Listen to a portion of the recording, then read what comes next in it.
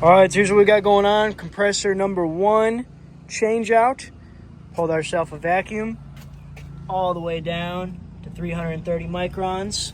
It's a 410 system. This unit's only 2-3 years old. The installers that did this did a hack job, but I love hacks because they give me work. That unit was also only 8 months old and no filter dryer installed, and that guy quit out too. Had to do that a couple months ago as well.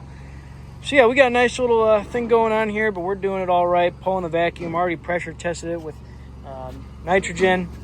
Got the new compressor in there, new capacitor, contactor.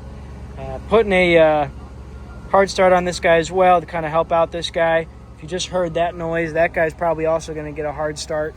But yeah, so that's what we got going on. Filter dryer was installed out here, so we got rid of it, installed one inside right by the evaporator, put a Sporlan catch-all on there. But yeah, this is what we got going on. Let me know if I did a hack job. All right, so we got her running right now. We just washed the unit, so pressures are going to be a little bit off, but we're going to let it go for about 10 minutes before we go and recheck everything that we got going on.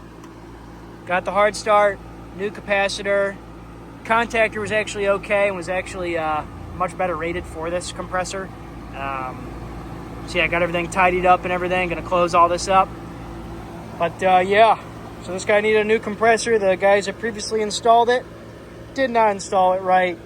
Old compressor kicked the bucket within 2 years, which is absolutely ridiculous for a new system.